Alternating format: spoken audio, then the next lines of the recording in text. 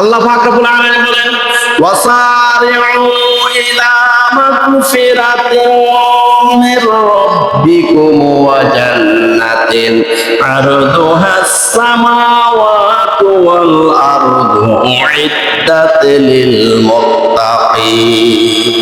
সূরা আলে ইমরান আয়াত 133। আল্লাহ রাব্বুল আলামিন বলেন যে আল্লাহর ক্ষমার দিকে, আল্লাহর জান্নাতের দিকে তোমরা এগিয়ে আসো, আবমান গতিতে তোমরা এগিয়ে আসো। যে জান্নাতের পরিধি আসমান জমিনের সমান, আর এই বিশাল এই জান্নাত শুধু মুত্তাকিদের জন্য বাজেট করা হয়েছে, যারা আল্লাহকে ভয় করে। যারা আল্লাহকে ভয় করে প্রতিটা মুহূর্তে গুনার কাজ থেকে, পাপের কাজ থেকে বিরত থাকে। এই ব্যাপারে আল্লাহ রাব্বুল আলামিন বলেন মাসালুল জান্নাতিল্লাতী বু'িদাল মুত্তাকুন ফিহা আনহারুম মিন মাইন গায়রি আসিন ওয়া আনহারুম মিন লাবানিন লাম ইয়াতাগায়্যার তা'আমুহু ওয়া আনহারুম মিন খামরিল লাযযাতিল লিশ-শারিবিন ওয়া আনহারুম মিন আসালিন মুসাফফা। সূরা মুহাম্মদ আয়াত 15। আল্লাহ রাব্বুল আলামিন বলেন মাসালুল জান্নাতিল্লাতী বু'িদাল মুত্তাকুন, মুত্তাকিদের জন্য যে জান্নাত বাজেট করা হয়েছে। মুত্তাকি মানে যারা আল্লাহকে ভয় করে, 24 ঘন্টার প্রতিটা সেকেন্ড আল্লাহকে ভয় করে গুনাহ থেকে পরহেজ থাকে, গুনাহ থেকে বেঁচে থাকে, এদেরকে মুত্তাকি বলা হয়। এই মুত্তাকিদের জন্য যে জান্নাত বাজেট করা হয়েছে, এই জান্নাতের একটা উদাহরণ আল্লাহ পাক রব্বুল আলামিন দিয়েছেন মাসালুল জান্নাতিল্লাতী বু'িদাল মুত্তাকুন ফিহা আনহারুম মিন মাইন গায়রি আসিন। এই জান্নাতের তলদেশে একটা নহর আছে, একটা নদী আছে, সেটা হলো একদম পরিষ্কার পিওর ওয়াটার, পরিষ্কার পানির একটা নদী আছে।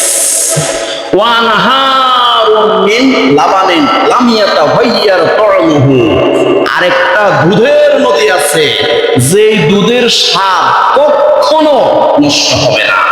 ওয়া আনহারুম মিন খামরিল লাযযাতিল লিশ-শারিবিন, আরেকটা শরাবের নদী আছে, শরবতের নদী আছে, যে শরবতটা, যে শরাবটা পানকারীদের নিকট খুবই সুস্বাদু হবে। ওয়া আনহারুম মিন আসালিন মুসাফফা, আরেকটা মধুর নদী আছে, একদম পিওর মধু, খাঁটি 1 নাম্বার মধু, এটার মধ্যে কোনো ভেজাল নাই। দুনিয়ার মধু কেনার সময় মানুষ 7 বার ভাবে এটা কিনবো নাকি কিনবো না। অনেকেই সুন্দরবন যাইয়া ওইখান থেকেও মধু কেনার সময় সন্দেহ করে, আল্লাহ এই যে সুন্দরবন থেকে মধু কিনে আনি বাজারে বিক্রি করতেছে, এর মধ্যে এই ফাঁকে আবার ভেজাল মিশেছে কিনা।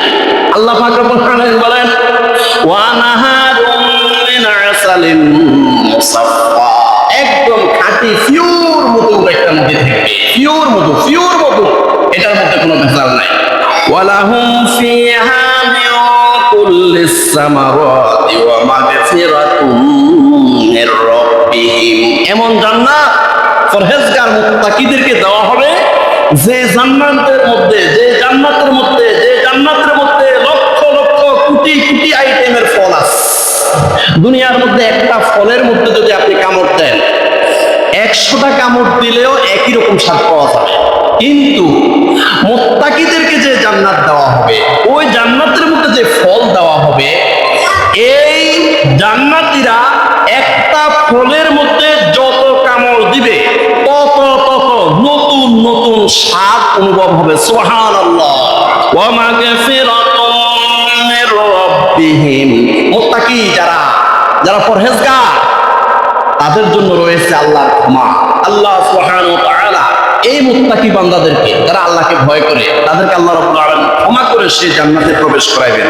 এখন প্রশ্ন হলো, যারা আল্লাহকে ভয় করে না, যারা পরহেজ থাকে না গুনাহ থেকে, পাপ থেকে, অপরাধ থেকে যারা বিরত থাকে না, তাদের অবস্থানটা কি হবে? আল্লাহ সুবহানাহু ওয়া তাআলা এই আয়াতের মধ্যে বলতেছেন কামান হুয়া খালিদুন ফিন নার, যারা আল্লাহকে ভয় করে না তাদের পরিণতি খুব কঠিন হবে। খালিদুন ফিন্নার, তারা চিরস্থায়ীভাবে তারা জাহান্নামের মধ্যে পতিত হবে।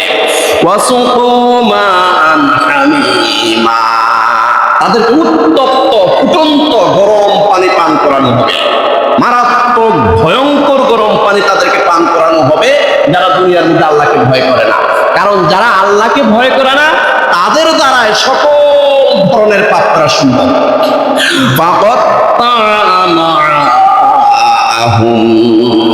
এমন উত্তপ্ত গরম পানি তাদেরকে পান করানো হবে। এই উত্তপ্ত গরম পানিটা পেটের মধ্যে যাওয়ার সাথে সাথে তাদের পেটের ভিতরে নাড়ি ভুঁড়ি যা কিছু আছে সব কিছু পায়খানার রাস্তা দিয়ে যুগ যুগ করে বের হয়ে যাবে। নাউযুবিল্লাহ।